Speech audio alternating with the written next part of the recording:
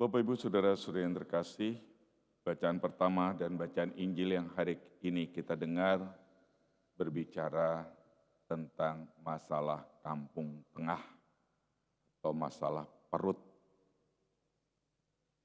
Sejak zaman dahulu kala, pasti kebutuhan makhluk hidup tidak lain adalah masalah makanan.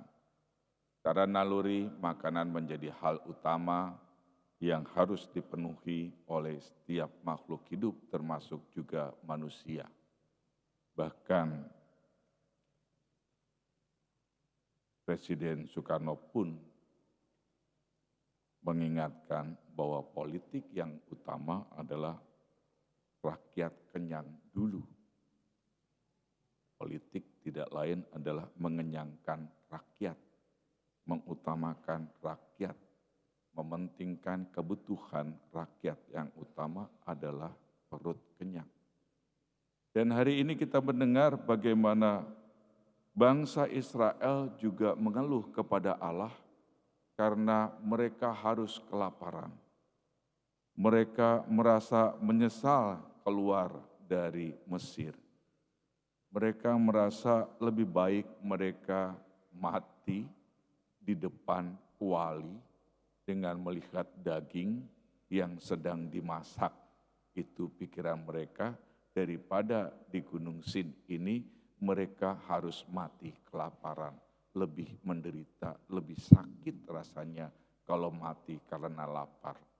Lebih baik mati karena kekenyangan daripada mati karena kelaparan. Itu menurut mereka, padahal sama saja. Mau kenyang ya menderita, kalau sampai kekenyangan ya. Coba saja Anda bayangkan, makan sampai kekenyangan, sampai akhirnya harus meninggal ya tetap saja menderita.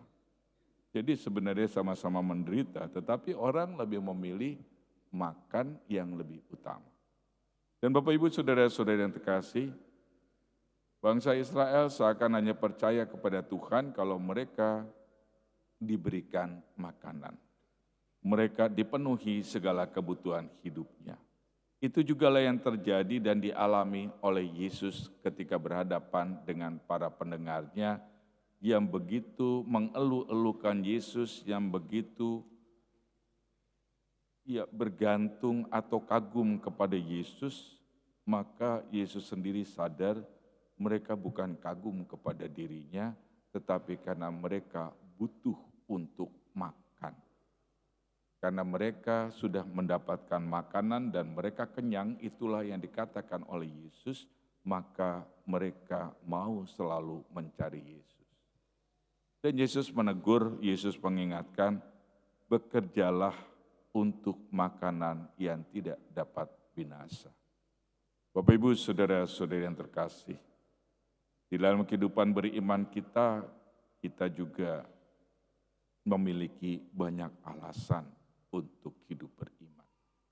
Kita memiliki alasan mungkin karena kita merasa bahwa kita diberkati di dalam gereja Katolik. Kita menjadi pengikut Kristus di dalam ajaran gereja Katolik karena gereja Katolik mudah untuk memberikan bantuan kepada kita. Bisa jadi seperti itu. Tetapi justru disinilah Yesus menyadarkan kita bahwa yang utama, yang pertama adalah bukan karena kita mendapatkan hal yang fana di dunia ini. Tetapi yang pertama dan utama adalah bagaimana kita mau percaya kepada Yesus Kristus yang adalah roti kehidupan. Dalam dirinya lah kita memperoleh kekuatan, dalam dirinya lah kita merasa diberkati dan tidak pernah ditinggalkan. Dengan percaya kepada Tuhan Yesus, maka di dalam hidup beriman kita tidak hanya memikirkan, kalau kata dalam bacaan kedua tadi, surat Rasul Paulus kepada jemaat di Efesus adalah, jangan lagi hidup dengan pikiran yang sia-sia seperti orang yang tidak mengenal Allah. Jangan kamu hidup secara demikian.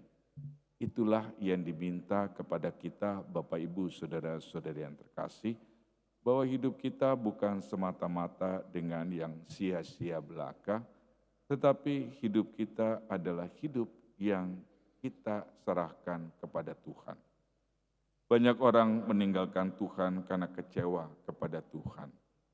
Kecewa karena Tuhan seakan-akan tidak mempedulikan dirinya. Kecewa karena setiap doa-doa yang kita panjatkan tidak pernah dikabulkan oleh Tuhan. Kecewa karena banyak peristiwa-peristiwa hidup yang membuat kita selalu ada di dalam persoalan dan permasalahan. Kekecewaan demi kekecewaan itulah yang akhirnya menjauhkan kita dari Tuhan dan akhirnya kita tidak percaya sama sekali. Semoga Bapak Ibu, saudara-saudara yang terkasih, bacaan-bacaan hari ini menyadarkan dan mengingatkan kita bahwa ketika kita mengeluh seperti bangsa Israel di padang gurun, maka kita tidak akan pernah merasakan berkat dan rahmat Tuhan dalam hidup kita. Tetapi ketika kita berserah dan kita percaya bahwa Tuhan itu ada, maka yakinlah bahwa jalan itu akan terbuka dalam hidup kita. Akhiri khotbah saya ingin memberikan sharing pengalaman bukan tentang diri saya, tetapi tentang seorang alumni Panti Asuhan Vincentius Putra. Saya Pastor Dedi Kurnia di OFM, saya bertugas di Panti Asuhan Vincentius Putra. Dan salah satu alumni kami yang saat ini sudah punya 3 anak, nikah dengan orang Vietnam, dan belum lama ini baru beli rumah di Amerika karena dia sudah jadi warga negara Amerika. Dia berkisah tentang hidupnya. Dia pernah bukan merasa diri, tapi mengalami pengalaman yang pahit.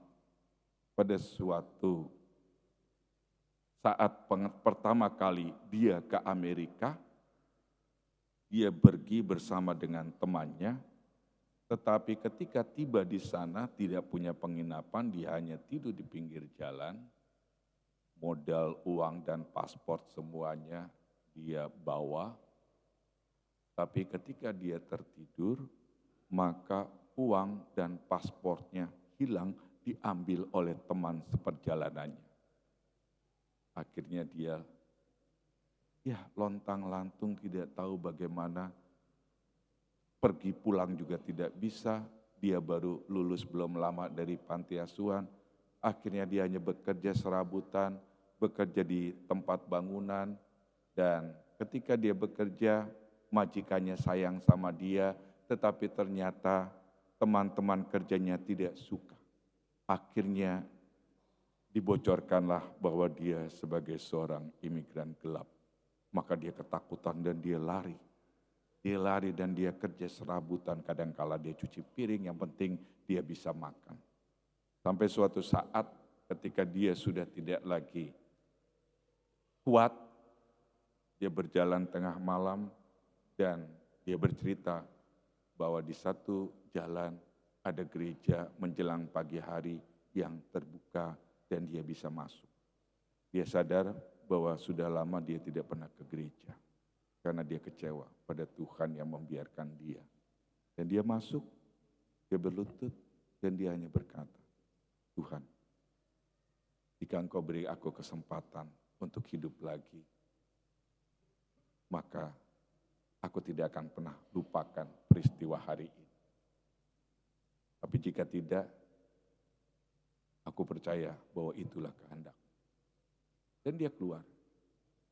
Menjelang matahari terbit, dia keluar, dia berjalan. Dan secara tidak sengaja, dia bertemu dengan mantan majikannya yang dulu. Dan disitulah mantan majikannya berkata, kamu kemana sudah saya cari-cari? Dan dia cerita semuanya. Dan dia berkata, saya akan menjamin kamu. Ikut lagi dengan saya. Dan dia ikut. Dan ternyata orang itulah yang menjamin. Dan sudah hampir puluhan tahun mungkin. Saat ini usianya sudah 50-an lebih. Akhirnya dia bisa jadi warga negara. dan dia sudah memiliki istri, dan belum lama ini, tahun lalu, dia mengirimkan WA kepada saya, Romo, sekarang saya sudah punya rumah. Tuhan tidak pernah tidur, Tuhan tidak pernah diam, Tuhan tidak buta untuk orang yang berserah dan percaya kepadanya. Tuhan memberkati. Amin.